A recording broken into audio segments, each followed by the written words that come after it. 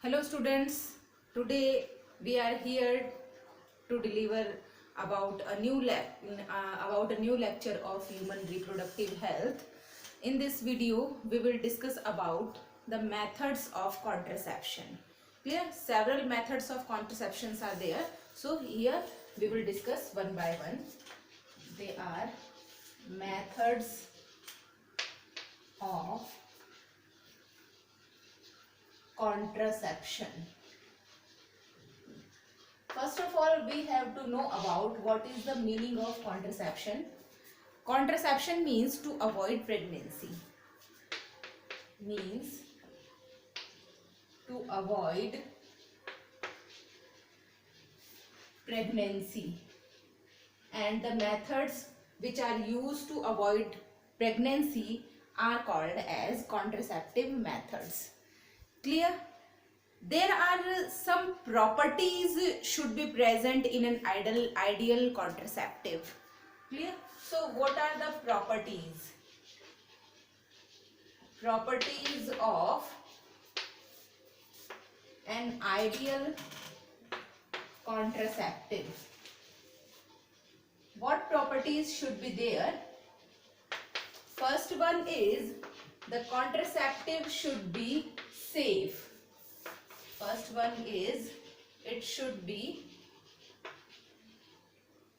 easily available and safe. Second one, it should have no or less side effects. Clear? So it should have no or less side effects.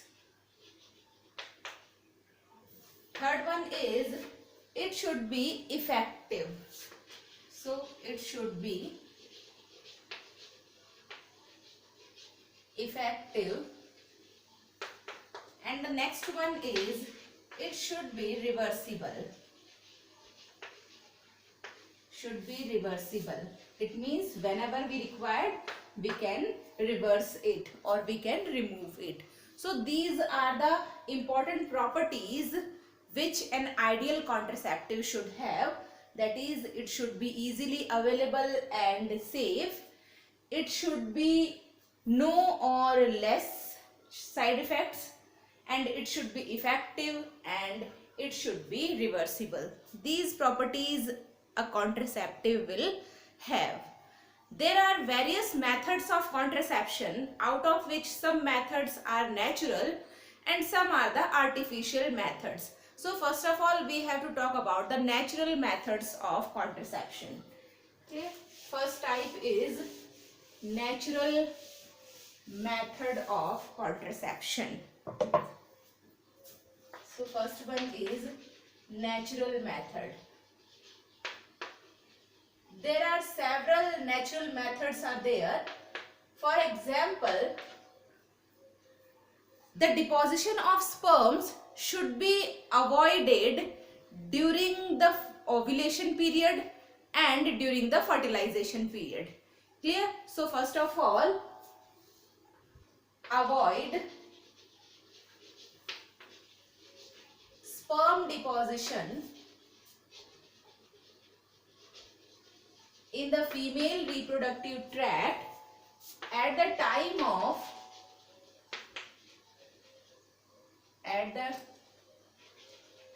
of ovulation or at the period of ovulation, that is about 14th to 17th day of the menstruation cycle. Now this is the ovulation period. So at the time of 3 or 4 days, the sperm should not be deposited in the female reproductive tract, so that the fertilization cannot be takes place, because we know that the sperms on the 14th day ovulation will takes place from the ovaries, and the eggs are alive for 2 days. So at this time only 3 or 4 days are there, at that time the sperm should not be deposited in the female reproductive tract, so that the fertilization cannot takes place. And after this period, or except this time period, all the time period of the menstruation cycle of the 25 or 24 days, it should be considered as the safe period. So that is the safe period. At that time the sperm should be deposited, or in this time only, at the time of ovulation, the sperms are not deposited in the female reproductive tract. Clear? So we can say that this is the safe method, and it is a natural method in which nothing artificial implement should be accepted by the human beings. Next one is the lactational amenorrhea. Second method is called as lactational amenorrhea.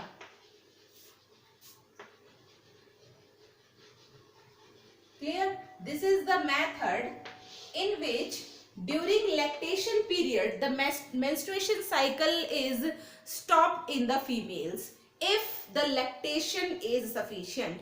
After the process of parturition, if the female body is secreting sufficient amount of milk, then the hormones are engaged in the process of secretion of milk, and here the menstruation cycle is stopped in the females. So this is the again a safe period in which the fertilization cannot takes place. If the sperms are deposited in the female body, then there will be no fertilization, because there will be no menstruation cycle. No menstruation cycle will be there, it means no egg maturing will be there. So it is also a safe method.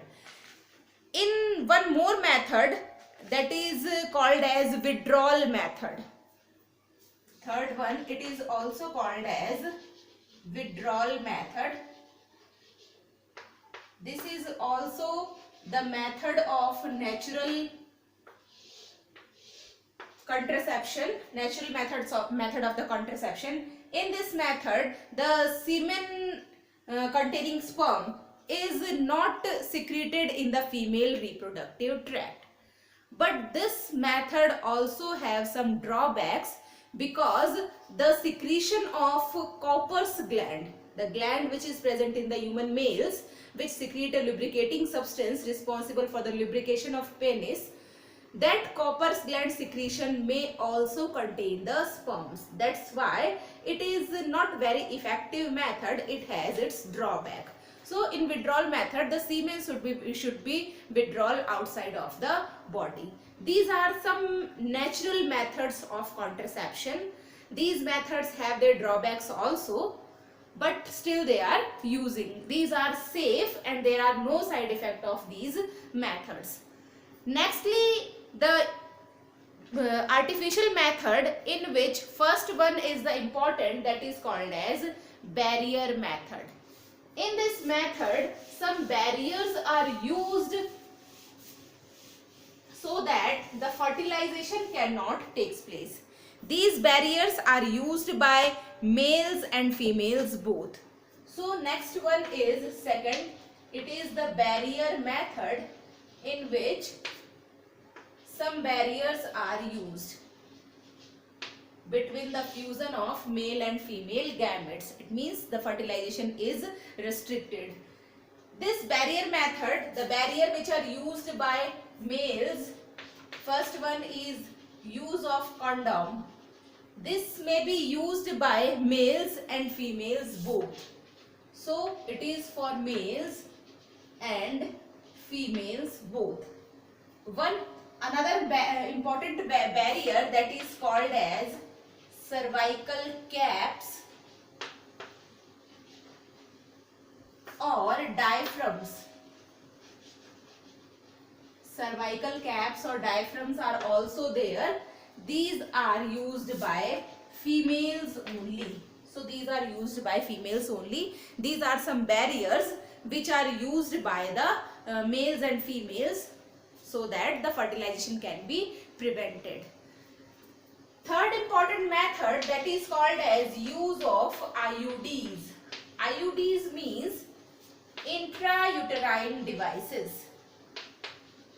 Intrauterine devices. As the name indicates that these devices are used by the females only, because these are the uterine devices and these are inserted in the female body. That's why they are called as intrauterine devices, and these behaves as barrier in the meeting of male and female reproductive gametes. Out of these intrauterine devices, some are non-medicated IUDs and some are medicated IUDs. First one is called as non-medicated IUDs. Non-medicated IUDs. In this category, the important IUD that is called as lipase loop, which is commonly called as copper T. The important example of this IUD is lipase loop. Lipase loop, and it is commonly called as copper T.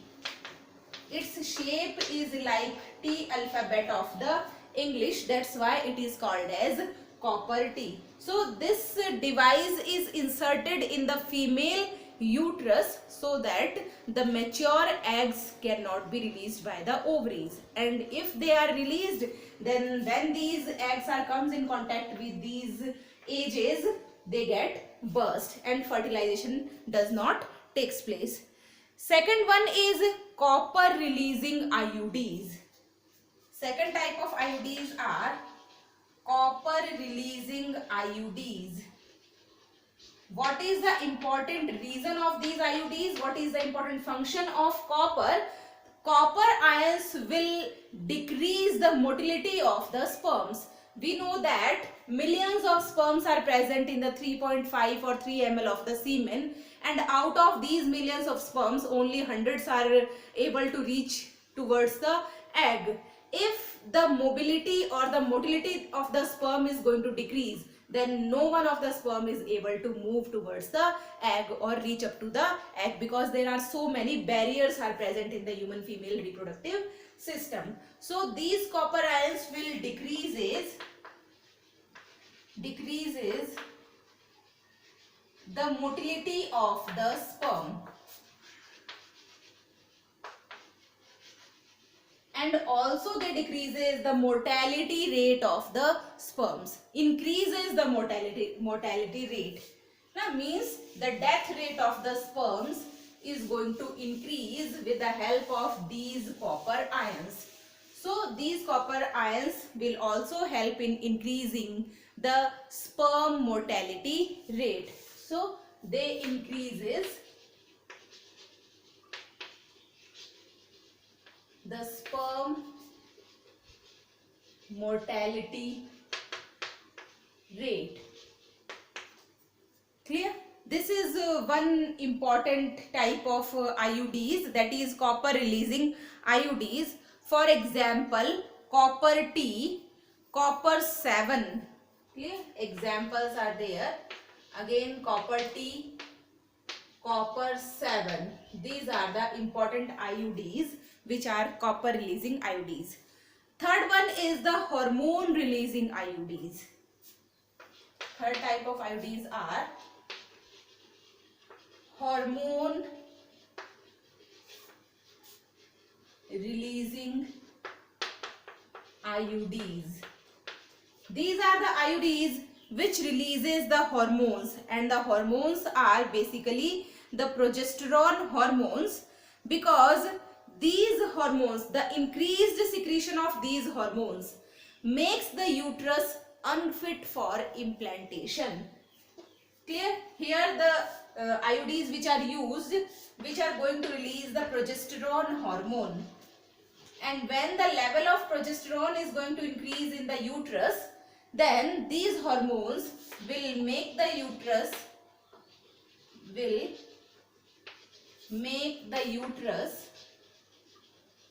unfit unfit for implantation.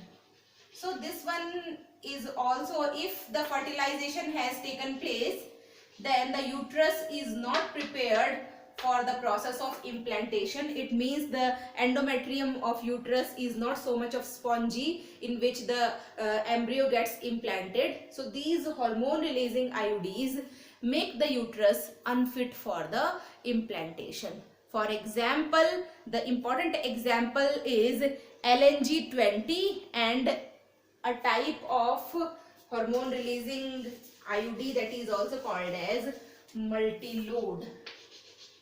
Multi-load is most commonly used, and one more, LNG20.